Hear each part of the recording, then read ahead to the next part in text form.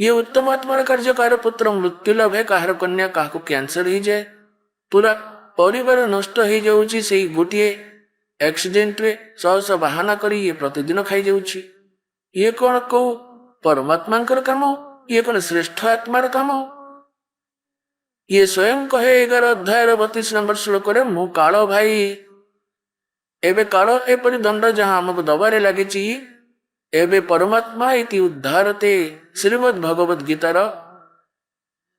अध्याय 17 रे बहुत निर्णायक ज्ञान दिया जाइछि कहीं ना ये आध्यात्मिक वर्ड आध्यात्मिक शब्द आध्यात्मिक शास्त्र यह कौन से आधुनिक संगीत नुहे ये गॉड गिवेन स्पिरिचुअल नॉलेज या को बुझा पिला खेल नुहे जे जाए मालिकर सुरक्षा न मिली कबीर परमात्मा को अनुमति बिना आम सद्ग्रंथ बुझी पारानी यह ही सत्य मानवा हम जीवर अख्तियार बाहर ही सद्ग्रंथ को बुझा ये तो परमात्मा भीतर प्रेरणा दे भीतर जो अज्ञानता बाहर करती जो दासों ऊपर से प्रसन्न ही था दास गरीब मेर सतगुरु की खोल बदर कवाड़ी जहाँ ऊपर परमात्मा आशीर्वाद कर दियंती सी राजा बनी जाए तार से अंधकार रूपी कबाट खोली जाए एथिरे कहा जाए जे उत्तम पुरुष तू अन्य परमात्मा इति उद्धारते जहाँ को परमात्मा कहा जाउची एबे देखो सी परमात्मा तांको कौन से कहा गला जपरी कौन से छेली पालन करे आ सब सुविधा कर दिए से छेली पोखरी खोली दिए शेड तैयारी कर दिए खाइबा घास लगाए आउ से कौन से जिते से छेली पाखक जाए छेली भावे जे ये आमर बहुत भल मालिक आम केते सुख सुविधा कर देइछि आउ कौन से छेली को हाथ मारी चेक करे छेली जीभर ताको चाटी पकई स्नेह जनाए जे ये आमर बहुत भल मालिक केते केयर नौची आम मानकर छेली को जना न थाए कौन से ही देखुची तार ओजन केते केते किलो मांस बाहर एथिरु से भावे मालिक आसी सेवा करने स्नेह करने आउ आम एठिकर सुख सुविधा देखिकी काजू किसमिश सेव कमलार सुंदर बगीचा झरणा कड़कड़ ही बही जाऊँगी एटी समुद्र भी अच्छी केते सुंदर एठिकर फल मूल आउ सब आम से भावु भगवान किड़े दयालु केते सुविधा खंजी देइछंती हेले जेबे कहा पुत्रर मृत्यु घटुची कार पूर्ण परिवार ध्वंस हो जाउची सेतबेले कोन तांको दयालु कहूछु सेतबेले कुआडे जाउची तांकर दयालु भाव पुण्यात्मा माने ज्ञान आज जाए केही हमको कहले नाही ए कालर दूत सत्य लोकर ठिका नहीं छंती ए दुई तीनोटी पंथ चालुछंती याको क ख जणा नहीं श्रद्धालु आखि बुझी देई बसी गले परम ज्ञानी मानी गले तांको जाको क ख जणा नहीं एबे एथिरे कह जाइछि जे याको ही परमात्मा कह जाए एबे जेपरि परमात्मा भगवान को काम होउछि सुख देबा दुख न देबा सेमिति एई छेली भाबुचंती जे आम दयालु मालिक ये आ संध्या बेल को जेते बेले ऑर्डर आसी जाए से देखे नहीं कहार झील को नब कहार माँ को नब कहार बापा को नब लाठी हाथ में धरी बाछी बाछी नहीं जाए मोटा मोटा देखी आउ बाकी छेली मैंने जेते बाहर करके निए ना से माने जानी नियंती किए याडे दौड़ी पड़ाए किए सियाडे दौड़ी पड़ाए दौड़ी के पढ़ाती जीव तो कुआड़े जीव सी तो चारि पाखरे मजबूत बाड़ देकी रखी सीमा बनई मजबूत बाउंड्री बनई रखी तेणु पुण्यात्मा माने परमात्मा तांको कहा जाए जे सुख दियंती दुख दियंती नहीं सेही परमात्मा सतलोक रे थांती से परमेश्वर सतलोक भितर अछंती आउ से ही परमात्मा बोलांती ये लोकत्रय अविश्य विभारती अभय ईश्वर ये तीन लोक रे प्रवेश करी सबरी धारण पोषण करती से ही अविनाशी परमात्मा पुण्यात्मा माने एबे प्रश्न होची जे परमात्मा स्वयं आसंती सद्ज्ञान जनईबा पाई किंतु आमे एठी केमिति फसी गले ये ज्ञान मध्य परमात्मा निजे आसी देई थांती सेथिपई परमेश्वर निज द्वारा रचिथिबा सृष्टिर किछि ज्ञान देइछंती जेबे आमे से तत्व ज्ञानर एई पुंजी सह परिचित न हेबा सेबे जाए आमे आध्यात्म ज्ञान बुझी परिबा नाही। मु किए पुण्यात्मा माने एबे जाए आमे सुनी आसीचे एई ऋषि मुनि मानन कठारु जे आत्मज्ञान होबा दरकार। परमात्मा कहिछंती कूप की छाया और कूप के माही ऐसा आत्मज्ञान। जो भली भावरे कूअर छाई कूह भीतर ही सीमित थाए, बाहर तार किसी व्यवहार करा जाएनी। कूअर छाई कूप की छाया कूप के माही ऐसा आत्मज्ञान। आत्मज्ञान यह मध्य जे आमे होउछे किए आउ क्यों ठारू आसिले आमर एठाकु आसिबार उद्देश्य कोन, यह भी आत्मज्ञान। पुणी परमात्मा ज्ञान मध्य दैछंती। एही परमात्मा किए कोठी अछंती केमितिका देखिबाकू केमिति मिलंती आमे तांको पाइबाकू प्रयत्न करूचे जदि ताहले सेतरे आमर लाभ कोन। एहाई होउची ज्ञान। तेणु एठारे सत्संग भितरे आत्मा और परमात्मा दुईटीर ज्ञान बुझाई दिया जाए। समस्त को जना अछि जे आमे काहेकि एठारे फसिचु। आमे जीव एटा कहते समस्त आमे हुजु जीव। जीवर धर्म जन्म आउ मृत्यु। आउ आमे माने एठारे भक्ति द्वारा स्वर्ग को चली जिबार अछि। स्वर्ग को जाई आमे कोन करिबा, सेदि कोन आमे थाटरे चलिबा, सेठारे कोन मौज करिबा। जदि मौज करिबा केते दिन करिबा, बस तापरे कोन जणा। सेते दिन मौज करिबा जेते दिन तम पाखरे पैसा पत्र थिबो। जेतिकी टंका पैसा रोजगार करिबा सह भक्ति और साधना को तमे जोड़ी की नहीं जीवो, से स्वर्ग महास्वर्ग रे खर्च करी बर्बाद करी पुणी एठाको फेरी आसीबो। कारण से तुमरो भोगर स्थान एटा मन रखिबो। पुणी कर्म को नहीं पृथ्वी को आसीबो। तबे जेपरी कर्म एठारू करिकी जीव सेही स्थान को जेते जे आमर साधनार पुंजी थिबो, निजेर से समय नष्ट करी पुंजी नष्ट करी पुणी फेरी आसीबो सेठू। तेणु ए जन्म मृत्यु सबु बेले रहिथिबो। आ पुणी से अंतिम विधान बनई देले जे जन्म और मृत्यु समस्तंकर ही थाए। कही मोक्ष कही थांती से कहती जे परमात्मा रे जीव एपरी मिसी जाए जेपरी बिंदु सह सिंधु। परमात्मा निराकार। पुणी से कहती समाधि रे तांकर दर्शन मिली थाए।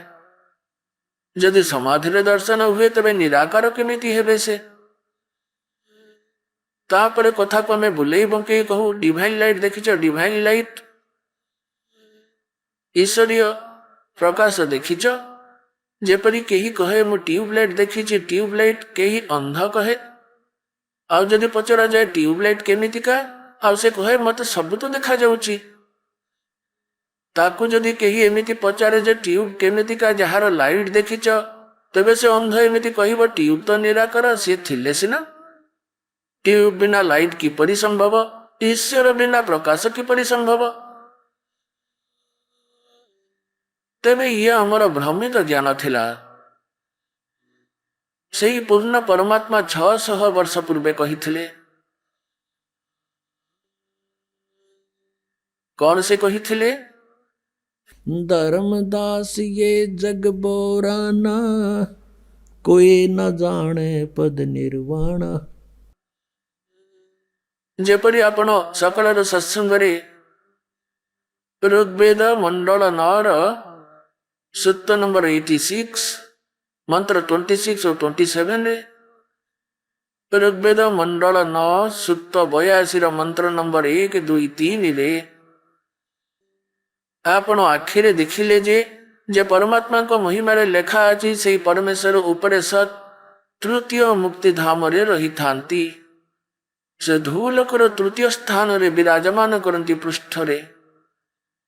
सेठारु गति करी अति अत्यधिक तेज गति रे चलुथिबा पदार्थ परी बिजुली भली आकाशीय बिजुली परी गति करी आसंती और उत्तम आत्मांक सह भेट करंती। भल आत्मा को देखा दियंती, श्रेष्ठ आत्मा सह मिलती। आउ एपरि लीला को भगवान केबे करिसंती? केवल कबीर परमेश्वर बिना। आउ जहाँ को आमे भगवान मानुथिले तांकर कौनसी लीला रे वेद अनुसार तांकर महिमा नथिला, केवल कबीर जींकर थिला, वेद अनुसार थिला। जने धर्मदास नामक जने बहुत बड़ धनी लोक थिले, सेठ थिले, वैश्य कुल जन्म होइथिले। भगवान श्रीकृष्ण, श्रीराम, विष्णु और शंकरंकर दृढ़ पूजारी थिले। कारण यह हम समस्त को जना अछि जे गुरु बिना मोक्ष प्राप्ति हुए ना, सेथिपई गुरु ग्रहण अनिवार्य ही पड़े। गुरु ग्रहण करथिबा रूपदास जी को जे कि श्री विष्णु को पूजारी थिले, जे वैष्णव साधु थिले। धरमदास जी जहाँकर बयस 60 वर्ष पाखापाखि हिसारी थिला, टंका पैसार अभाव नथिला, बहुत धन थिला तांको पाखरे। सबुठु बड़ कथा भाबिबार कथा यह जे पुण्यात्मा माने एते बड़ धनी लोक हे कि भगवान को समर्पित थिले, सेपरि लोक बहुत पुण्यकर्मी ही थांती। जेमिति तांको गुरु कहिथिले सेपरि भावे से पूर्ण रूपे दृढ़ थिले। गोटे गोटे कथा गुरुंकर से शिरोधार्य भावे मानुथिले। पुण्यात्मा माने गोटे नियम रहिछि जे श्रद्धालु अर्थात शिष्य गुरुंकर वाणी को कौन सी परिस्थिति रे अविश्वास करे नाही, ए नियम रहिछि। ए नियम दुरुपयोग कले नकली संत माने श्रद्धालु कहती गुरु जहाँ कहती ताहा सत्य ही थाए। जेबे गुरु सत्य नुहंती तेबे तांकर ज्ञान केमिति सत्य हबो? जेबे गुरु न कली जहाँ को क ख जना नहीं, तेबे तांकर ज्ञान कोउठी सत्य हबो? तेणु से जानी पारु नथिबा श्रद्धालु सेमानकु गुरु बोली कही थाए, सद्गुरु बोली मानी थाए। सी अत्यंत अज्ञान। आउ आज जी दासर शब्द को शुणुची प्रथम थर पाई सी तो भाबिबो जे रामपाल तो निजको निजे सबुठारु विद्वान बोली कहूची। ना, दास विद्वान नुहे, किंतु गॉड गिवन नॉलेज अछि दास पाखरे। विद्वान तो परमात्मा, आउ से ही ज्ञान दैछंती, से ज्ञानर बाजा बाजा बजी दास तो एपरि करूची जे एटा एमती, एटा सेमती, एटा एमती, एटा भगवान ही कहिछंती। सी देइथिबा ए धन को दास ही केवल बांटुची, जହାର नबार अछि नहीं जाओ। जेपरि से उत्तम आत्मा को तांकर गुरु साधन मार्ग ज्ञात करे देइथिले जे एई बाटे चलो। गुरुजी आहरी मध्य कही रखिथिले हरे कृष्ण हरे राम राधे श्याम सीताराम, राधे राधे श्याम राधे। यही औषध पियाई देइथिले, यही मंत्र पारी करे दब ओम नमः शिवाय, ओम भगवते वासुदेवाय नमः। के जाने केते 20 कि 25 30 प्रकार मंत्र देइथिले। तापर एकादशी व्रत आउ 68 तीर्थ जीवा मध्य अति आवश्यक। एपरि भावे से साधक प्रतिदिन गीता पाठ करबा मध्य दरकार। तेबे से धरमदास जी गुरुदेवଙ୍କ आदेश अनुसार प्रतिदिन गीता पाठ करबा सहित एकादशी व्रत रखुथिले। आउ से 68 तीर्थ जीवा पाए योजना करदेले। गुरुजी कहूथिले 68 तीर्थ जीवा निहाती दरकार। और विभिन्न तीर्थ बुलिबा परे मथुरा रे से जाई पहुंची गले।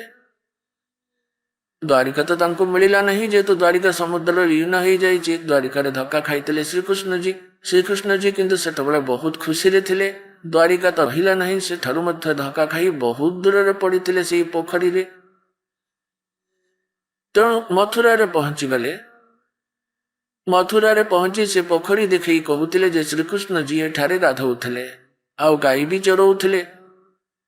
सेई तीर्थ रे रहिथिबा जोर पोखरी रे, आउ से पोखरी थिबा पानी एमिति जे गधा भी पीबनी, सेतरे श्रद्धालु गाधौथिले।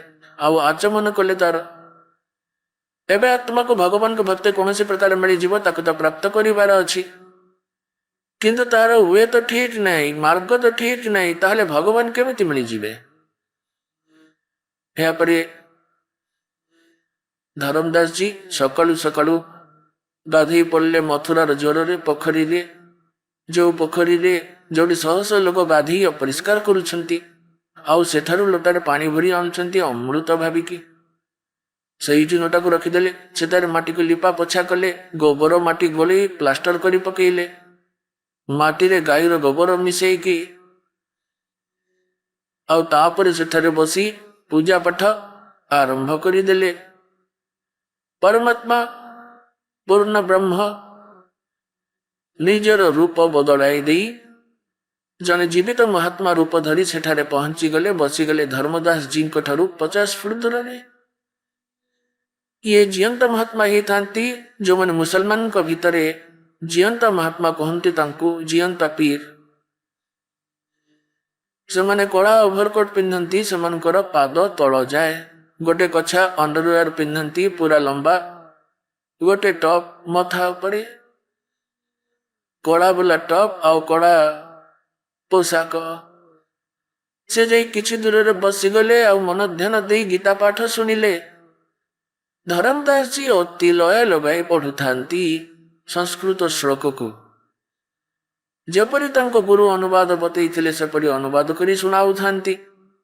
एथिपई अनुवाद करी सुनाउथिले जेहेतु सामनारे जने भक्त बसिथिले आउ देखुथिले मुसलमान मो कथा सुनी बहुत प्रभावित, सेथिपई से मो कथा ध्यान दे सुनुची। तापरे धर्मदास जी गीतार 7म अध्याय संपूर्ण करिदेले, कारण एथिरे समस्त 30 श्लोक थिला। आउ किछि 8म अध्याय रु मोटामोटी किछि किछि सुनाई देले। जेमति 8म अध्यायर 5 और 7 श्लोक रे गीतारे कहा जायछि जे अर्जुन तू मोर शरणागत ही जा, मते भक्ति कर, मते प्राप्त करि परिबु। एपरि भाବରେ से समस्त क्रिया कला परे परमात्मा आउ टिके पाखकु चली आसिले आउ हाथ जोड़ी कहबाकू लगिले, निजको निजे सेवक बनैले भगवान। आउ सामने बसी गले जेमिति कि वैष्णव पंथंक परी जे उपदेश दियंती, गलारे माली धारण करती, तुलसी काठिले तैयारी तुलसी माली पिंधंती, तुलसी मालीर गोटिए हार आ मथारे तिलक एवं गोटे धोती कुर्ता गुड़े ही पड़ती पूरा देहरे। एपरी वेशभूषा धारण करी जने सन्यासी ही बैरागी ही गला, अर्थात निज गुरुदेव ठारू साधुक रूप धारण करनेला। 60 वर्ष अधिक बयस हो जाइथिला तांकु, गोटे मात्र पुओ थिला, से तार व्यवसाय संभालु थाए, तेणु से निजर भक्ति मार्ग रे आगे जाइथिला। भगवान परमेश्वर करजोड़ी कहिले जे हे वैष्णव साधु, हे महात्मा जी, मु बहुत जगह बुली सारिलानी, मो मन भीतर शंका समाधान ही पारिलानी। एबे धर्मदास जी उत्प्रेरित ही गले, एबे कुह भक्त समस्या कौन तोर?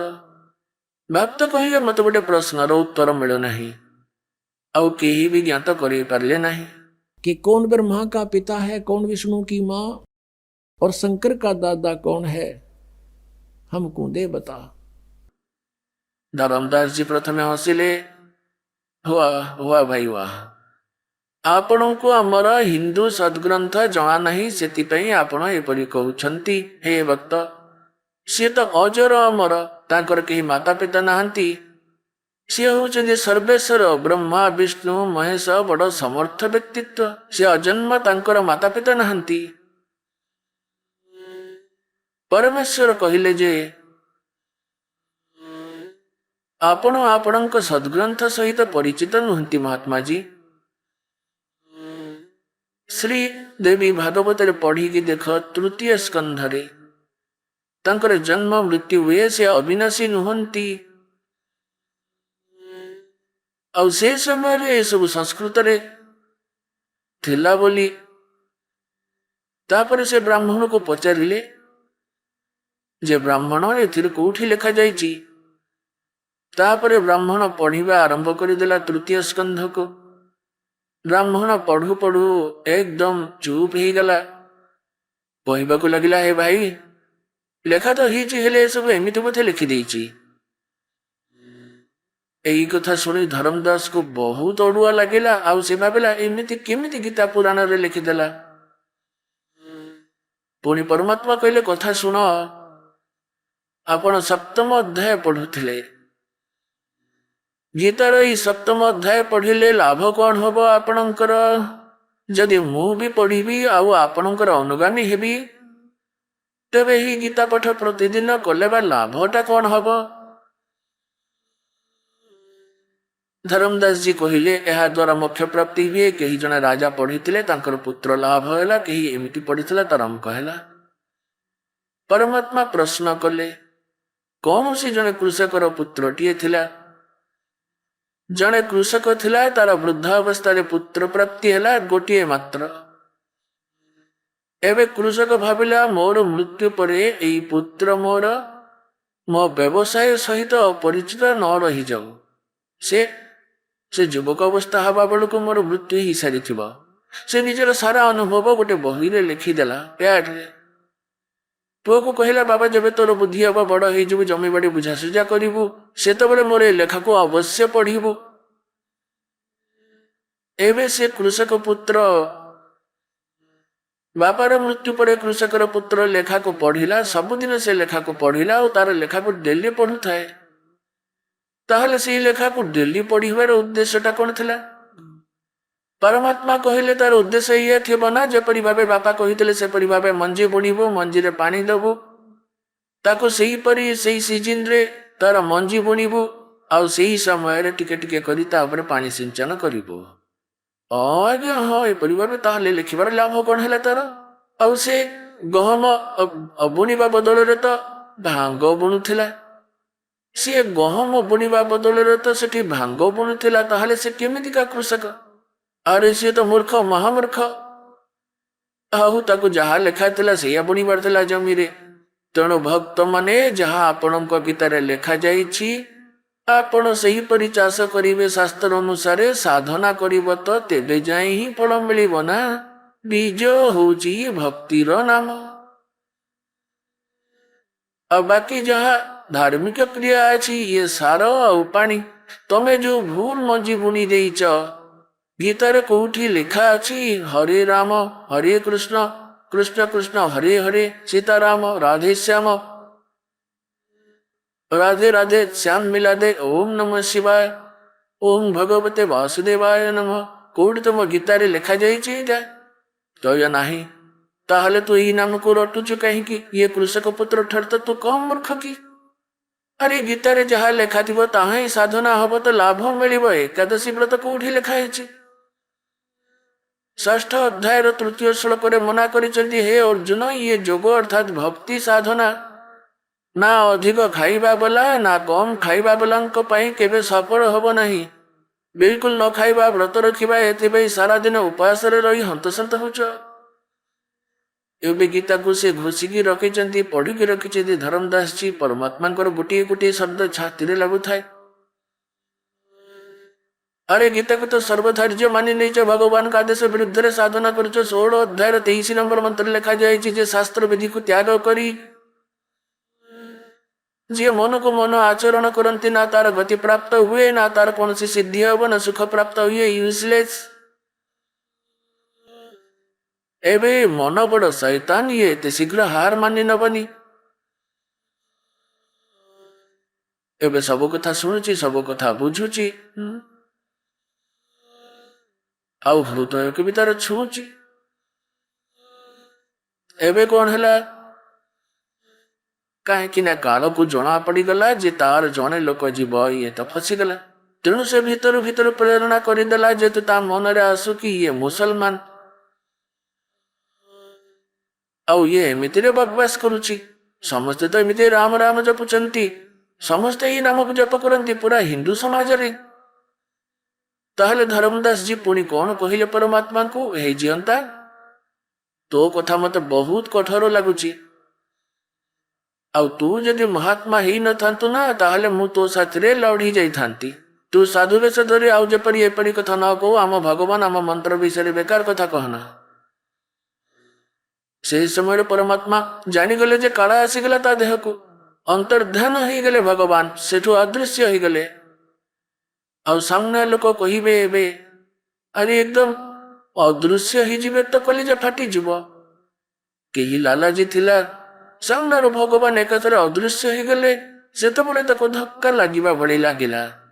तेणु सी सेतबेले भाबिला समस्त कथा सत कहिबी सबु सत सत कहूथिले सीए मोर कपाल खराब कौन सी देवता ही थिबे से नाले भगवान को देवदूत को पठेई थिबे बड़ भूल करदेली मु सब कथा सत तो कहूथिले।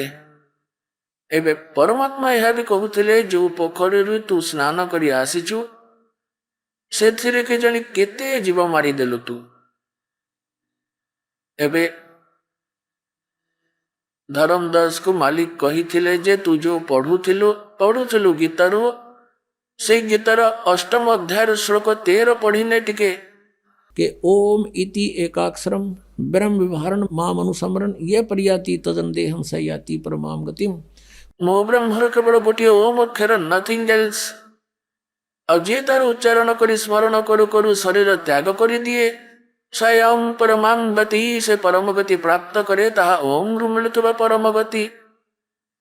और तुम्हें जपो हरे कृष्ण राधे श्याम सीताराम राधे राधे ये कौन किसी कथा है। कई जने प्रश्न करिथिला कृष्णंकर पुजारी को जे आपण को इष्ट देव किए आरंभ राधे कही पर कहले जे श्रीकृष्ण जी मोर इष्ट देव राधे हमें कि कृष्ण जी तुम इष्ट हेले। ये अजब कथा अकल विहीन कथा है। एवं राधा थे श्रीकृष्णंकर से थे प्रेमिका आउ कई बंधु अन्य जड़े बंधुर प्रेमिकार ना धरला मात्र मारपीट हो संपर्क तो संगे संग तुटी जीव अर्थात से श्रीकृष्ण को पूजा कर राधा ठारे श्रद्धा रखिब ये तो जो बाइडिया कही एमती कही यही कथा मुंड भितर चली धर्मदास को जेबे परमात्मा यह शुणाई और बुझाई सब कथा ठीक लगिला सत कथा लगिला। तापर से सकल करुवा क्रिया भक्त जनक कलेनी जहाँ सी प्रतिदिन करुले ये भावुले जे हे भगवान से आउ थे पुणी आसती कि भीतर भीतर सारा राति व्यतिव्यस्त ही पड़ूला आउ थरुटीए भगवान हे परमात्मा से किए थिले एमिति तो मुझे जानी पारिबिनी आउ थे मात्र आसी जानते कि आउ कौन सी जुक्ति करिबिनी विनम्र ही सब कथा मु पचारि राति सारा नौसे कोड़ले उठे राति काटिदेला से सकाल जो पूजा करे से पूजा कला नहीं पोखरे गाधेबा को भी गला नहीं से मथुरा को सकाल सकाल उठी गला से ठीक समय रुटी तैयारी करिवारे लागी गला काठ भी नहीं आसला जेमिति जंगल रु काठ भांगी संध्यारे नहीं आसीथिला चूली तैयारी कला इटारे ता भितरे खंडे मोटा काठ पुरई देला ता सहित आउ किछि काठ जोड़ी अग्नि संजोग करिदेला रोसई करिवारे लागिगला रोटी बनैला तरकारी बनैला आउ सी काठ गुड़ाक जोड़ी जोड़ी निकट को आसीगला मोटा काठ लंबा थिला 2-3 फुटर जली जली के से पाख को आसीगला एंड ता सामना को आसीगला धर्मदास जी को शेष अंश देखागला से मोटा काठ मझीरे गंठी थाए मोटा काठ मझीरे गोटे फंपा है थाए काठ मनकरे मझी जगार टे कोणा होगी रही थाए आ टे ओदाड़िया भी थिला आउ सेपटे सूर्य उदय हेबाकु लागिलानी।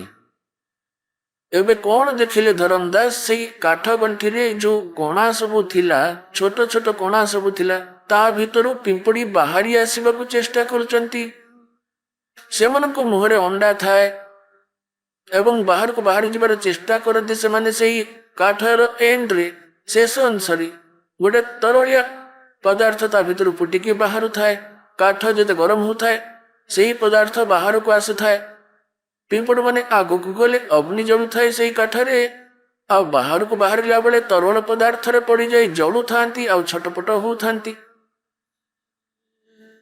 एवं धर्मदास कौन करेंगे व्यस्त हो पड़े से व्यस्त हो पड़ी तुरंत चुलीर निया को लिभाई देले पानी ढाली देले जेतिकी खाद्य रोषेई होता से बंद करदे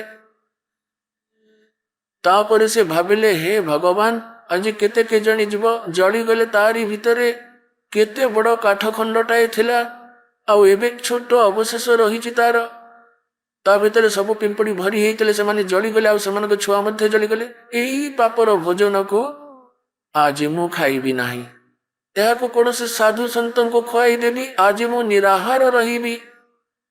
एपरी विचार करी से समस्त भोजन उठाइले आउ चलवाक लगे।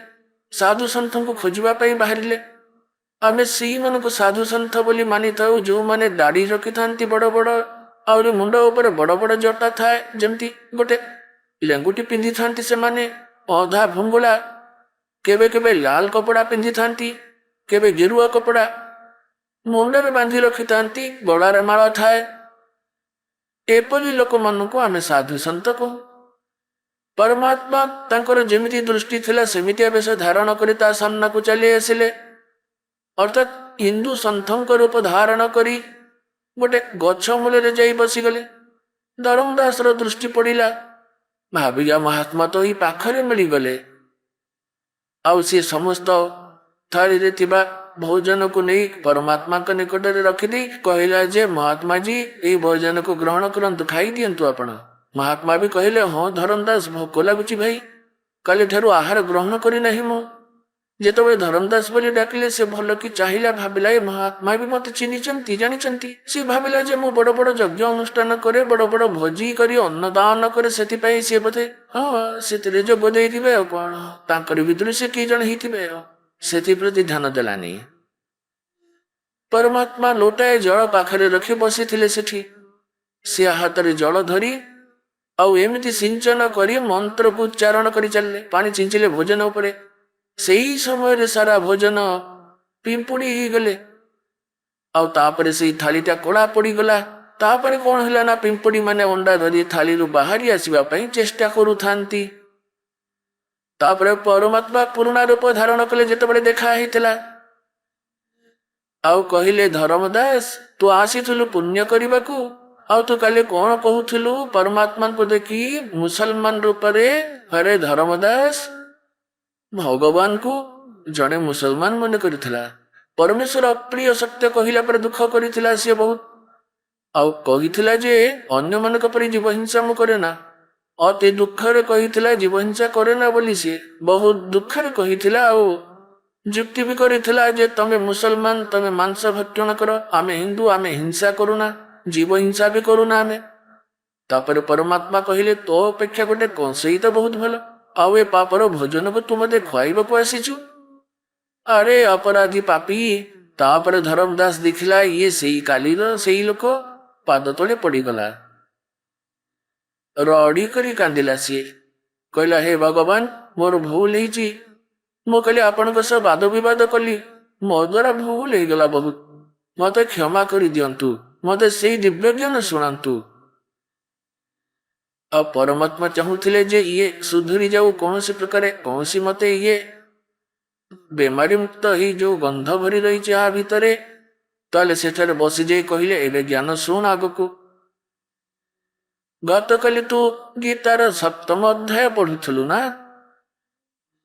सप्तम अध्याय 12 रु 15 जाए नहीं एवं 20 अध्याय ठारू 23 जाए ए श्लोक रे जहाँ को तू पूजा करुथलु ए 3 गुण मध्यरु तू शंकर आउ विष्णु जींकर तम गुण शंकर आउ सतगुण विष्णुकर पूजा करुचु। ताले कौन लिखा जाइए तो गीतारे खोल एथर पुणी थर खोली करी परमात्मा देखई देले। पुण्यात्मा माने आज 600 वर्ष पूर्व परमात्मा जो ज्ञान शुणाई थे आज सेवक दास सद्ग्रंथ सहित परिचित कराउछि। हिंदू समाज रे गीता सर्वधार्य एवं महान सद्ग्रंथ बोली मान्यता प्राप्त औसत भी हेले ता भीतर कौन लिखा जाइए आज जाए आमको अजଣା कबीर परमेश्वर जी 600 वर्ष पूर्वे कही से जा कहीं से परमात्मा। एवं देखिए श्रीमद् भगवद गीता गीता प्रेस गोरखपुर प्रकाशित जय दयाल गोयंका यार अनुवादक यह सप्तम अध्याय श्रीमद् भगवद गीतार 12 नंबर श्लोक रे लिखा है। एथरे लिखा अछि देख आहुरी मध्य सद्गुण उत्पन्न होथिबा भाव ଭାବ ଆଉ ଦୁଇ ରଜଗୁଣ ଆଉ ତମ ଗୁଣ ଦ୍ୱାରା ହଉଥିବା ଏଇ ଭାବ ସେ ସବୁ ମୋ ଦ୍ୱାରା ଉତ୍ପନ୍ନ ହେଇଛି ବୋଲି ତୁ ଜାଣେ, ପରନ୍ତୁ ବାସ୍ତବରେ ମୁଁ ତା ଭିତରେ ଆଉ ସେ ମୋ ଭିତରେ ନଥାଏ। ତେବେ ରଜଗୁଣ, ସଦ୍ଗୁଣ, ତମ ଗୁଣ ଏସବୁ କ'ଣ? ଏହାର କନସେପ୍ଟ କ୍ଲିୟର କରିବାକୁ ଏବେ ପଡ଼ିବ ଆମକୁ। ରଜଗୁଣ ବ୍ରହ୍ମା, ସଦ୍ଗୁଣ ବିଷ୍ଣୁ, ତମ ଗୁଣ ଶିବ ଶଙ୍କର। ମାର୍କଣ୍ଡେୟ ପୁରାଣରେ ଦେଖିବେ। ଏଠାରୁ ତେବେ ଆରମ୍ଭ କରିବା। ପବିତ୍ର ଗୀତା ଗୋରଖପୁରରୁ ପ୍ରକାଶିତ, ସଚିତ୍ର ଗୀତା ଗୋରଖପୁରରୁ ପ୍ରକାଶିତ, ପ୍ରକାଶକ ଏବଂ ମୁଦ୍ରକ ହେଲେ ଗୋବିନ୍ଦ ଭବନ କାର୍ଯ୍ୟାଳୟ, କଲିକତାର ସଂସ୍ଥାନ, ନଈଦିଲ୍ଲୀ। 123 ପୃଷ୍ଠା ଦେଖିବେ। 122ରୁ ଆରମ୍ଭ କରିବା। ପ୍ରଥମେ ମୁନି ମାର୍କଣ୍ଡେୟଜୀ କହିଲେ 123ରେ, ଏବେ ଏଠୁ ଦେଖିବା 123। ଏହିପରି ଭାବରେ ସ୍ୱୟଂଭୂ ପରମାତ୍ମାଙ୍କର 3ଟି ଅବସ୍ଥା ଥାଏ। ରଜଗୁଣ ପ୍ରଧାନ ବ୍ରହ୍ମା, ତମ ଗୁଣ ପ୍ରଧାନ ରୁଦ୍ର, ସତ୍ୱଗୁଣ ପ୍ରଧାନ ବିଷ୍ଣୁ, ବିଷ୍ଣୁ ପାଳକ। ଇଏ ହେଲେ 3 ଦେବତା ଆଉ ତାଙ୍କର ଇଏ 3 ଗୁଣ। ଏବେ ସ୍ପଷ୍ଟ ହେଇଗଲା ତାଙ୍କୁ ବ୍ରହ୍ମା, ବିଷ୍ଣୁ, ମହେଶ କୁହ କିମ୍ବା 3 ଦେବତା କୁହ। ରଜଗୁଣ ବ୍ରହ୍ମା, ସତଗୁଣ ବିଷ୍ଣୁ, ତମଗୁଣ ଶଙ୍କର। ଏଇ 3 ଦେବତାଙ୍କର ଏଇ 3ଟି ଗୁଣ। ଏହାଠାରୁ ଭଲ କନସେପ୍ଟ କୌଣସିଥିରେ କ୍ଲିୟର ନ ହେଇପାରେ। ଏବେ ଭଲ ଭାବରେ ଦେଖିବା। ଏଠାରେ କୁହାଯାଇଛି ଯେ ଏଇ 3ଟି ଗୁଣରୁ ଯାହା ଯାହା ହେଇଛି ତାହାର ନିମିତ୍ତ ହେଉଛି ମୁଁ। କାଳ କ'ଣ କହୁଛି? ଗୀତାଧ୍ୟୟନ କିଏ ଦଉଛି? ଶ୍ରୀକୃଷ୍ଣଙ୍କ ଭିତରେ କାଳ ପ୍ରବେଶ କରି ଏସବୁ କଥା କହୁଛି।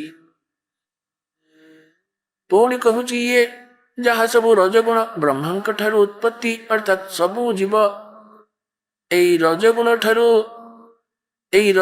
ଠାରୁ ଇଞ୍ଜେକ୍ସନ ଦ୍ୱାରା ଆମେ ସନ୍ତାନ ଉତ୍ପତ୍ତି କରୁଛୁ। ଥାଟ ବାଟ ଯାହା ଇଚ୍ଛା ଆମେ କରିପାରୁଛୁ, ସବୁ ଦେଖୁଛୁ ଆମେ, ଯାହା ଇଚ୍ଛା କରୁଛୁ ଆମେ ସେଇ ରଜଗୁଣ ପ୍ରଭାବରୁ, ତମ ଗୁଣ ପ୍ରଭାବରୁ ମୋହମାୟା ମମତା ଭିତରେ ଆମେ ଛନ୍ଦାଛନ୍ଦି ହେଇ ରହିଛେ। ଇ ଆମ ଶକ୍ତିର ବାହାରେ।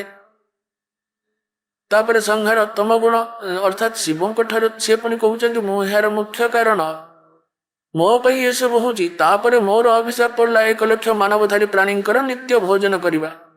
କହିଲେ 3ଙ୍କର ନିମିତ୍ତ କାରଣ ହଉଛି ମୁଁ, କିନ୍ତୁ ମୁଁ ୟାଙ୍କ ଭିତରୁ ବାହାରେ, ୟାଙ୍କ ଠାରୁ ଅଲଗା।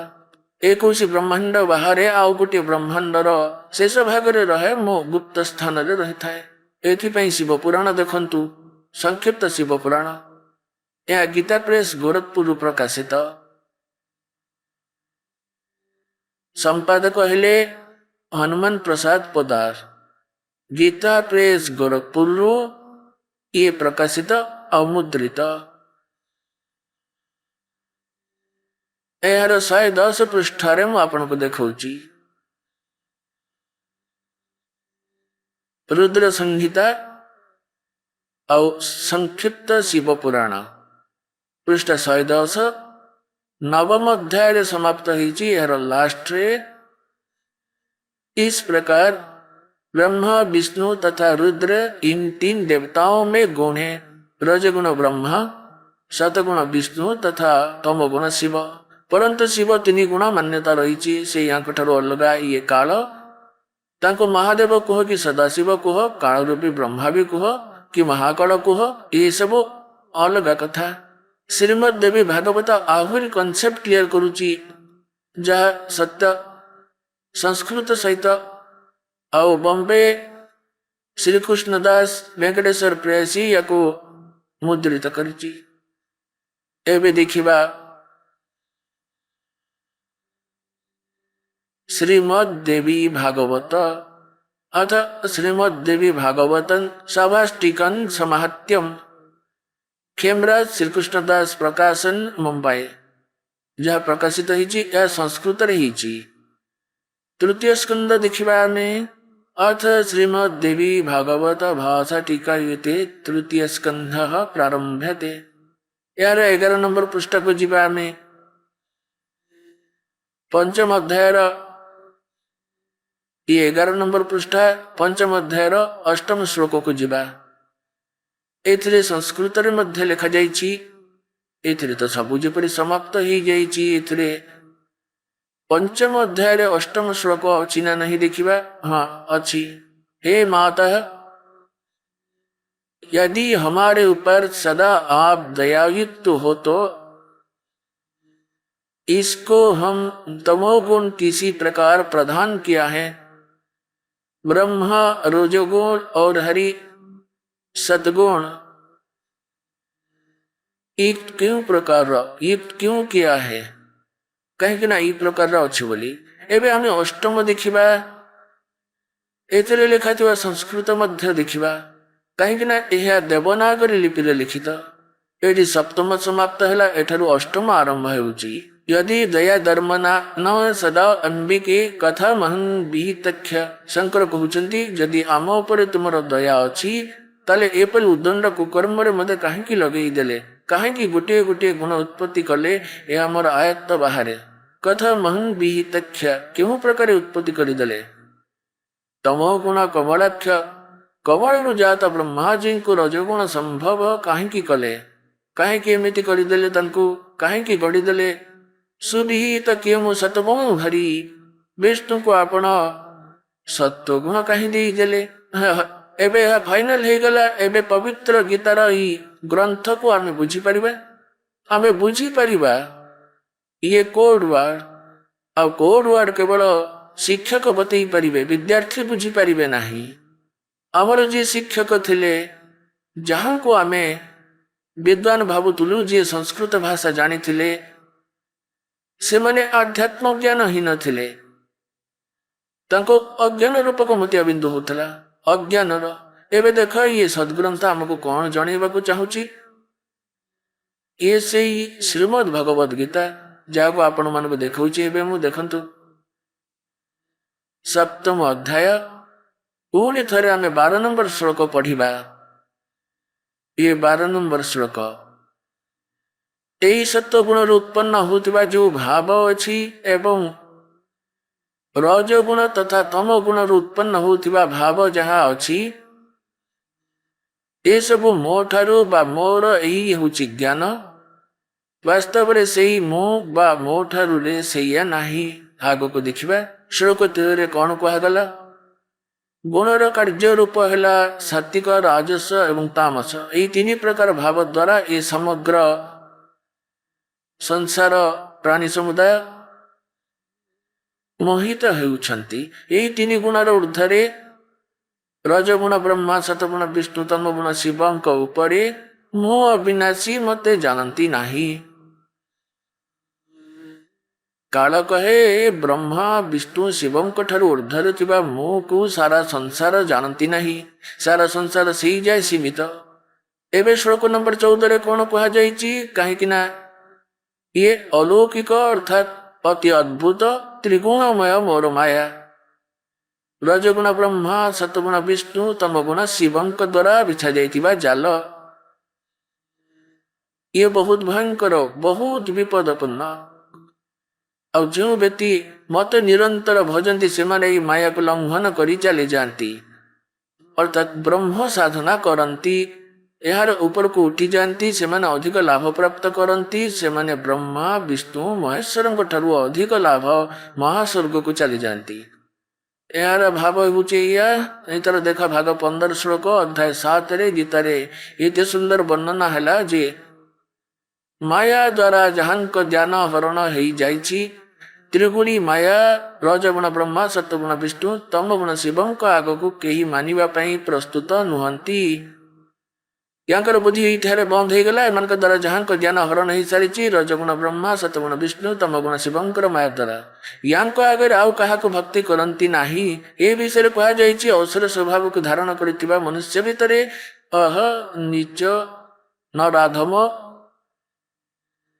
एवं दुष्कर्म करुथिबा मूर्ख दुष्कर्म करुथिबा मूढ़ लोक मते भजंती नहीं।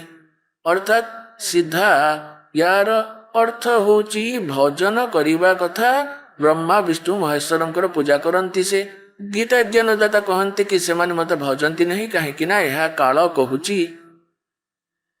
एवं पढ़ 15 अध्याय 7 कौन कहे जे माया द्वारा जहां को ज्ञान हरण होइछि त्रिगुणीय माया रजगुण ब्रह्मा सतगुण विष्णु तमगुण शंकर जेतबे बुद्धि बंद हो गला शुणती नहीं केबे कहा कथा संपूर्ण असुर स्वभाव धारण କରିନେଲେ, ରାକ୍ଷସ ସ୍ୱଭାବ ଧାରଣ କରିନେଇଥିବା ମନୁଷ୍ୟ ଭିତରେ ନିଚ ଦୂଷିତ କର୍ମ କରୁଥିବା ମୂଢ ଲୋକ ମତେ ଆଦୌ ଭଜନ୍ତି ନାହିଁ। ପୁଣ୍ୟାତ୍ମା ମାନେ ଇଏ କୋଡ୍ ୱାର୍ଡ, ସାଙ୍କେତିକ ଶବ୍ଦ, ଇଏ ଶିକ୍ଷକ ବୁଝି ସାରି ତାପରେ ଛାତ୍ରଙ୍କୁ ବୁଝାଇଥାନ୍ତି। ଏହାର ଅର୍ଥ କଣ ହେଲା? ଯେପରି ଯିଏ ରଜଗୁଣ ବ୍ରହ୍ମା, ସତଗୁଣ ବିଷ୍ଣୁ, ତମଗୁଣ ଶିବଙ୍କୁ ପୂଜା କରନ୍ତି, ସେମାନେ ରାକ୍ଷସ ସ୍ୱଭାବକୁ ଧାରଣ କରିଥାନ୍ତି, ଗୀତାରେ ଲେଖାଯାଇଛି। ଆଉ ପୁନଶ୍ଚ ଦୂଷିତ କର୍ମ କରୁଥିବା ମୂର୍ଖ ମୂଢ ରାକ୍ଷସ ସ୍ୱଭାବ ଧାରଣ କରି ମନୁଷ୍ୟ ଭିତରେ ନିଜ ଦୂଷିତ କର୍ମ କରୁଥିବା ମୂର୍ଖ ଏମାନେ। ଗୀତାଜ୍ଞାନଦାତା ଅର୍ଥାତ୍ ବ୍ରହ୍ମ କହନ୍ତି ଯେ ମୋର ପୂଜା କରନ୍ତିନି ଏମାନେ। ଏକ ସମୟରେ ଜଣେ ଭସ୍ମାଗିରି ନାମକ ତପସ୍ୱୀ ଥିଲେ, ତମଗୁଣ ଶିବଙ୍କର ସାଧନା କରୁଥିଲେ। ଆଉ ଭଗବାନ ଶିବଙ୍କ ଗେଟ୍ ସମ୍ମୁଖରେ ଧାରଣାରେ ପଡ଼ିଗଲେ। ଉପରକୁ ପାଦ କରି ତଳକୁ ମଥା କରି ଦେଇ ଶୀର୍ଷାସନ ମୁଦ୍ରାରେ 12 ବର୍ଷ ରହିଲେ। ଦିନେ ପାର୍ବତୀ ମାତା ପ୍ରାର୍ଥନା କରି ଭଗବାନ ଶିବଙ୍କୁ କହିଲେ, ପାର୍ବତୀ ମା, ଯେ ଆପଣ ତ ଦେବଙ୍କ ଦେବ, ମହାଦେବ, ଆପଣଙ୍କ ଭକ୍ତ ଆପଣଙ୍କୁ କଣ ମାଗୁଛି ତାକୁ ଦେଇକରି ଏଠାରୁ ତାକୁ ବିଦା କରନ୍ତୁ। ସକାଳୁ ସକାଳୁ ଏଠି ଆସି ଧାରଣା ଦେଲାଣି କିଏ ଜଣେ। ସକାଳ ସମୟରେ ଭଗବାନ ଶିବ ପଚାରିଲେ, ଭସ୍ମାଗିରି ତମେ କଣ ମାଗୁଛ କୁହ? ଭସ୍ମାଗିରି କହିଲା, ଆପଣ ବଚନବଦ୍ଧ ହୁଅନ୍ତୁ, ତେବେ ମୁଁ ପ୍ରଭୁ ମାଗିବି। ଶିବ କହିଲେ, ମୁଁ ବଚନବଦ୍ଧ ହେଲି, ମାଗ କଣ ମାଗୁଛ ମତେ? ସେ ଛିଡା ହେଇଗଲା ତୁରନ୍ତ, ଶୀର୍ଷାସନ ଛାଡି ସେ ଠିଆ ହେଇଗଲା ସିଧା। କହିଲା, ଭଗବାନ ଆପଣ ଏ ଭସ୍ମ କୋଡା ଦିଅନ୍ତୁ। ଭଗବାନ ଶିବଙ୍କ ପାଖରେ ଗୋଟେ ଭସ୍ମ କୋଡା ଥିଲା, ହାତରେ ପିନ୍ଧିଥିଲେ ସେ। ଆଉ ଯାହା ଆଡକୁ ହାତ ଦେଖି କହିଦେବେ ଭସ୍ମ ହେଇଯା ବୋଲି, ସେ ଭସ୍ମ ହେଇଯାଉଥିଲା, ପୁରା ଭସ୍ମ ହେଇଯାଉଥିଲା। ଭସ୍ମଗିରିକୁ ଏହା ସବୁ ଭଲ ଭାବରେ ଜଣାଥିଲା। ଆଉ ସିଏ ଏଥିପାଇଁ ତପସ୍ୟା କରୁଥିଲା ଯେ ଭଗବାନ ଶିବଙ୍କର ପାର୍ବତୀଙ୍କୁ ପତ୍ନୀ ବନେଇବି, ମୁଁ ଭସ୍ମ କୋଡା ଦ୍ୱାରା ଶିବଙ୍କୁ ହତ୍ୟା କରିବି। ଯେମିତି ଭଗବାନ ଶଙ୍କର କୋଡା ବାହାର କରିଦେଇ କହିଲେ, ନେ ପୁଅ ଏଇ କୋଡାଟାକୁ। ଶିବ ଭାବିଥିଲେ ବିଚରା ଜଙ୍ଗଲରେ ରହୁଛି, ନିଜ ରକ୍ଷା ପାଇଁ ନଉଥିବ, ରାକ୍ଷସ ମାନଙ୍କର କବଳରୁ ବଞ୍ଚିବାକୁ ଚାହୁଁଥିବ। ଭଗବାନ ଶିବଙ୍କୁ ଜଣା ନଥିଲା ଏ ରାକ୍ଷସ ଭକ୍ତ ନୁହେଁ, ପରମ ଶତ୍ରୁ। ହାତରେ କୋଡା ପିନ୍ଧି ସାରି ଭସ୍ମାଗିରି କହିଲା, ଏବେ ତମକୁ ମାରିବି ଶିବ ମୁଁ, ଆଉ ପାର୍ବତୀଙ୍କୁ ପତ୍ନୀ ବନେଇବି। ଏବେ ତାର ବଦଳି ଯିବା ସ୍ୱଭାବ ଦେଖି ଭଗବାନ ଶଙ୍କରଜୀ, ତମୋଗୁଣ ଶଙ୍କରଜୀ ସେଠାରେ କଣ କରିବେ ଭାବି ପାରିଲେନି। ତାପରେ ଭଗବାନ ଶିବ ସେଠାରୁ ଦୌଡ଼ିବା ଆରମ୍ଭ କରିଦେଲେ। 100 ସ୍ପିଡ ଧରି ଦୌଡ଼ିଲେ ପଛେ ପଛେ ଭସ୍ମାଗିରି। ଆଗେ ଆଗେ ଭଗବାନ, ପଛେ ପଛେ ଭସ୍ମାଗିରି, ପଛେ ପଛେ ପୂଜାରୀ, ଆଗରେ ଭଗବାନ। ଶିବ ଅଣନିଶ୍ୱାସୀ ହେଇଗଲେଣି। ଆଉ ଏବେ କହନ୍ତି ଯେ ବିଷ୍ଣୁ ରୂପରେ ପରମାତ୍ମା ଆସିଲେ ପାର୍ବତୀଙ୍କ ରୂପ ଧାରଣ କରି। ଆଉ ତାକୁ କହିଲେ, ଭସ୍ମଗିରି ରହିଯା, କାହାକୁ ଖୋଜୁଛୁ? ଆରେ ଭସ୍ମଗିରି, ତୁ ତ ମୋ ପାଇଁ ଏସବୁ କରୁଛୁ, ରହିଯା। କହିଲା, ନାହିଁ, ପ୍ରଥମେ ମୋ କାମ ସାରି ସାରେ, ତାପରେ ଯାଇ ରହିବି। ଭସ୍ମଗିରି କହିଲା, ପ୍ରଥମେ ଶଙ୍କରକୁ ମାରି ସାରେ, ତାପରେ କଥା ହେବି ତୁମ ସାଙ୍ଗରେ। ପାର୍ବତୀ ରୂପୀ ଭଗବାନ କହିଲେ ଯେ, ଏଇ ଦେଖ, ତମ ପାଖରେ ଭସ୍ମ କୋଡା ଅଛି, ତମ ପାଖକୁ କେହି ଆସିପାରିବେ ନାହିଁ। ତମେ ଏବେ ଆସ, ମୋ ସହିତ ବସିବ, ବସିକି କିଛି ଗପସପ କରିବା। ସିଏ ରହିଗଲା ପରେ କହିଲା, ମତେ ଡ୍ୟାନ୍ସ କରିକି ଦେଖାଅ।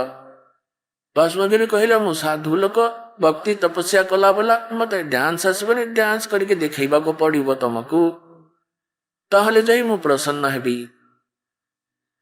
ଏହାପରେ ଡ୍ୟାନ୍ସ କରି କହିଲେ, ଏମିତି ମୁଦ୍ରା କର, ସେମିତି ମୁଦ୍ରା କର, ଏପରି କର। ଯୋଉ ହାତରେ କୋଡା ଥିଲା ସେଇ ହାତ ତା ନିଜ ମୁଣ୍ଡ ଉପର ଆଡେ କରିନେଲେ। ଯେମିତି ସେ ମୁଣ୍ଡ ଉପରେ ହାତ ରଖିଛି ଭସ୍ମ ହେଇଗଲା। ଭସ୍ମଗିରି ମରିଗଲା। ପରେ ଭସ୍ମାସୁର ନାମରେ ପରିଚିତ ହେଲା ସେ ରାକ୍ଷସ।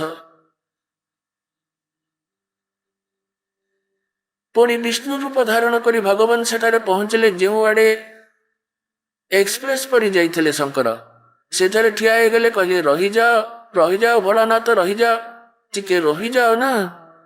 ତାପରେ ଭୋଳାନାଥ ତାଙ୍କୁ ଦେଖି କହିଲେ, ଜଲ୍ଦି ପଳେଇ ଯାଅ ଶୀଘ୍ର। ବିଷ୍ଣୁ ପଚାରିଲେ, କାହିଁକି, କଣ ହେଲା? ଶିବ କହିଲେ, ଭସ୍ମଗିରି ମତେ ଏମିତି ଧୋକା ଦେଇଛି, ଆଉ ସେତେବେଳେ ଭଗବାନ ବିଷ୍ଣୁଙ୍କ ରୂପରେ ପରମାତ୍ମା ଥିଲେ। ସେଇ ପୂର୍ଣ୍ଣ ବ୍ରହ୍ମ ଆସି ତାଙ୍କୁ ରକ୍ଷା କରିଥିଲେ। କହିଲେ ଏଇ ନିଅ, ତାକୁ ମୁଁ ମାରିଦେଇଛି, ଏଇ ତମ ଭସ୍ମ କଡ଼ା ନିଅ। ତାପରେ ଶିବ କହିଲେ ତାର ତ ଭୟଙ୍କର ବିକଟାଳ ରୂପ ଥିଲା, ଏତେ ସହଜରେ କେମିତି ସିଏ ମରିଗଲା? ତେବେ ବିଷ୍ଣୁ କହିଲେ ଏଇ ଦେଖ, ଏଇ ତାର ପାଉଁଶ ଏଇଠି ପଡ଼ିଛି ଦେଖ। ତେବେ ଯାଇ ଶିବଙ୍କର ମନଟା ଥଣ୍ଡା ହେଲା। ଆଉ ଆମେ ତାଙ୍କୁ ଭଗବାନ ମାନୁଛେ, ଏଇ କଥା ସବୁଦିନ ପଢାଉଥିଲେ ଭଗବାନ ଭସ୍ମଗିରି ଆଗରେ। ବା ଶଙ୍କରଜୀ, ଯଦି ତମେ ଅବିନାଶୀ ହେଇଥାନ୍ତ, ଅଜର ଅମର ହେଇଥାନ୍ତ, କହିଥାନ୍ତ ଭାଇ କଣ କରିବା? ଯେପରି କବିର ପରମାତ୍ମାକୁ 50 ଖଣ୍ଡ କରି ଟିକି ଟିକି କରି କାଟି ଦେଇଥିଲେ ସେମାନେ। ଏସବୁ ସେକ୍ତକି କରେଇଲା, ଭଗବାନଙ୍କୁ ଘେରି ସବୁ ଠିଆ ହେଇଯାଇଥିଲେ। ଆହୁରି ବହୁତ ଯାତନା ଦେଲେ, ଶେଷରେ ଗଙ୍ଗାରେ ଫୋପାଡ଼ି ଦେଲେ। ହେଲେ ସେ ବାହାରେ ଠିଆ ହେଇଥିବା ସମସ୍ତେ ଦେଖିବାକୁ ପାଇଲେ। ତେଣୁ ପୁଣ୍ୟାତ୍ମା ମାନେ ଏ ତମଗୁଣର ପୂଜାରୀ ରାକ୍ଷସ ହେଇଗଲା, ଭସ୍ମଗିରି ବଦଳରେ ଭସ୍ମାସୁର ହେଇଗଲା। ଏହାପରେ ରାବଣ ତପସ୍ୟା କଲା, ଅନେକ ଭକ୍ତି ସାଧନା କଲା, ଏଇ ତମଗୁଣୀ ଭଗବାନ ଶଙ୍କରଙ୍କର। ତାପରେ କଣ କଲା? ତାମାନେ ପରସ୍ତ୍ରୀ ହରଣ ମହାପାପ, ଘୋର ପାପ ହୁଏ। ଅବଳାକୁ ଜୋର ଜବରଦସ୍ତି ଉଠେଇ ନେବା, ତାହା ପୁଣି ଭଗବାନ ଶଙ୍କରଙ୍କର ବଡ଼ ଭାଇ ବିଷ୍ଣୁଙ୍କ ପତ୍ନୀ, ଯିଏକି ମାତୃତୁଲ୍ୟ, ସେ ଏମିତି ପାପ କର୍ମ କଲା। ବିଷ୍ଣୁଙ୍କ ସ୍ତ୍ରୀକୁ ହରଣ କରିନେଲା, ଯିଏକି ଶିବଙ୍କର ପୂଜାରୀ। ସୀତା ମାତାଙ୍କୁ ଉଠାଇ ନେଲା, ଭଗବାନଙ୍କୁ ବନ୍ଦୀ କରିଦେଲା। ହିରଣ୍ୟକଶ୍ୟପ ନିଜ ପୁଅର ଶତ୍ରୁ ହେଇଗଲା। ସେ ବ୍ରହ୍ମାଙ୍କର ଉପାସନା କରୁଥିଲା। ସେ ହିରଣ୍ୟକଶ୍ୟପ କେତେ ଯାତନା ଦେଲା ପୁତ୍ରକୁ। ଆଉ ଯେତେବେଳେ ସେ ଶତ୍ରୁ ହେଇଗଲା ପୁତ୍ରର, ତାପରେ ତାକୁ ରାକ୍ଷସ ବୋଲି କୁହାଗଲା। ତାପରେ କେମିତି ଅନ୍ତ ହେଲା ତାର? ବୈଷ୍ଣବ, ବିଷ୍ଣୁଙ୍କ ଉପାସନା କରୁଥିବା ପୂଜାରୀ ସତ୍ୱଗୁଣ, ସେମାନଙ୍କୁ ବୈଷ୍ଣବ କୁହାଯାଏ। ଗୋଟେ ସମୟରେ କୁମ୍ଭ ମେଳା ହେଉଥାଏ ହରିଦ୍ୱାରରେ। ଆଉ ସେଇ କୁମ୍ଭ ପର୍ବରେ ହରିଦ୍ୱାରରେ ସମସ୍ତେ ସ୍ନାନ କରନ୍ତି, ବୁଡ଼ ପକାନ୍ତି, ଯାଇ ସେଠି ଗାଧାନ୍ତି। ଗିରି, ପୁରୀ, ନାଗା, ବୈଷ୍ଣବ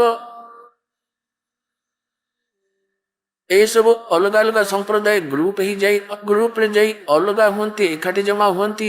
ସନ୍ନ୍ୟାସୀ ଅଲଗା, ନାଗା ଅଲଗା, ଆଉ ବୈଷ୍ଣବ ଅଲଗା। ଆଉ ସ୍ନାନ କରି ସାରି ସମସ୍ତ ସମ୍ପ୍ରଦାୟ ଅଲଗା ହେଇ ପ୍ରସ୍ଥାନ କରନ୍ତି, ନିଜ ନିଜ ମୁଖିଆଙ୍କ ପଛେ ପଛେ। ଏମିତି ବି ହେଲା, ସବୁଠୁ ପ୍ରଥମେ ନାଗା ବିଲକୁଲ ଉଲଗ୍ନ ରୁହନ୍ତି। ହଜାର ହଜାର ସଂଖ୍ୟାରେ ଥିଲେ ସେମାନେ ପହଞ୍ଚିଗଲେ ସେଠି ହରିଦ୍ୱାରରେ। ସମସ୍ତେ ସ୍ନାନ କରିବାକୁ ଲାଗିଲେ, ପୋଜିସନରେ ଠିଆ ହେଇଗଲେ। ପଛରୁ ଆସିଗଲେ ବୈଷ୍ଣବ ସାଧୁମାନଙ୍କ ଗ୍ରୁପ, ହଜାର ହଜାର ସଂଖ୍ୟାରେ। ସେମାନେ ଯାଇ କହିଲେ ନାଗାମାନେ, ତମେ ମାନେ ପରେ ସ୍ନାନ କରିବ, ଆମେ ସର୍ବଶ୍ରେଷ୍ଠ। ଆଉ ନାଗାମାନେ କହିଲେ ଆମେ ସର୍ବଶ୍ରେଷ୍ଠ, ଆମେ ତ୍ୟାଗୀ ଆଉ ବୈରାଗୀ। ଆମେ ଖଣ୍ଡିଏ ହେଲେ ବି ବସ୍ତ୍ର ମଧ୍ୟ ପାଖରେ ରଖିନାଉ, ଆମେ ବିଲକୁଲ ନିବସ୍ତ୍ର ହେଇ ବୁଲୁଛୁ। ଆମେ ସର୍ବଶ୍ରେଷ୍ଠ, ଆମେ ପ୍ରଥମେ ସ୍ନାନ କରିବୁ। ବୈଷ୍ଣବ ସାଧୁ କହିବାକୁ ଲାଗିଲେ, ଆରେ ପଶୁଙ୍କ ପରି ଲଙ୍ଗଳା ବୁଲୁଛ, ଶୌଚ ଯାଇ ହାତ ବି ଧୋଉନ, ଯାଅ ଏଠୁ ପଳାଅ, ବାହାରି ଯାଅ, ଆମେ ସ୍ନାନ କରିବୁ। ଆସିଗଲା ଆଗ ସ୍ନାନ କରିବାକୁ ଏଠି।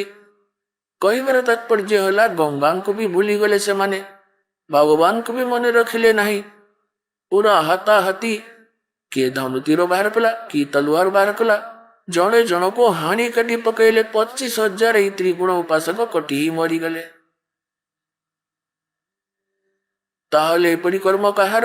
ରାକ୍ଷସ ସ୍ୱଭାବ ଧାରଣ କରିନେଲେ, ମନୁଷ୍ୟ ଭିତରୁ ନିଚ ଦୂଷିତ କର୍ମ କରିବା ମୂର୍ଖ। ଗଙ୍ଗା ପାଣି କଣ ବଢିଆ ହେଇଯାଇଥିଲା? 2 ମିନିଟ ପଛରେ ସ୍ନାନ କରିଥିଲେ, ଯାଅ ଭାଇ ଗାଧେଇ ପଡ, ଆମେ ଏଠି ଅପେକ୍ଷା କରିଛୁ। ଗୋଟେ ସାଧାରଣ ଲୋକଙ୍କ ଠାରୁ ବି ହୀନ ଏମାନଙ୍କର କ୍ୟାରେକ୍ଟର, ଲୋକଙ୍କ ବ୍ୟବହାର। ଯଦି କେବେ କେହି ଗଙ୍ଗା ସ୍ନାନ ପାଇଁ ଯାଇଥିବ, ଜାଣିଥିବ, ଏମିତି କେବେ ମୁଁ ମଧ୍ୟ ଯାଇଛି, କେହି ଆସି କହେ ମୁଁ ଟିକେ ଗାଧେଇଥାନ୍ତି, ତାକୁ ଆମେ ସ୍ଥାନ ଛାଡ଼ି ଦଉ, ଯାଅ ଭାଇ ଯାଅ ଗାଧେଇ ପଡ। ସାଧାରଣ ବ୍ୟକ୍ତିଙ୍କ ବ୍ୟବହାର ନମ୍ରତା ଥାଏ, ଏମାନଙ୍କୁ ଆମେ ମହାତ୍ମା କହିବୁ, ଏମାନଙ୍କ ଠାରୁ ଦୀକ୍ଷା ନେଉ, ପୁଣି ଏମାନଙ୍କ ଠାରୁ ମୋକ୍ଷ ମାଗିଥାଉ। ଏ ବିଷୟରେ परमेश्वर सूक्ष्म बेगरे कही तीर तुपक तलवार कटारी जम धड़ जोर बधावे हैं, और हर पैड़ी हर हेथ ना जाना, वहां जा तेग चलावे, और काटे शीस नहीं दल करुणा ये जग में साध को आवे हैं, और जो जन इनके दर्शन को जावे उनको भी नरक पठावे।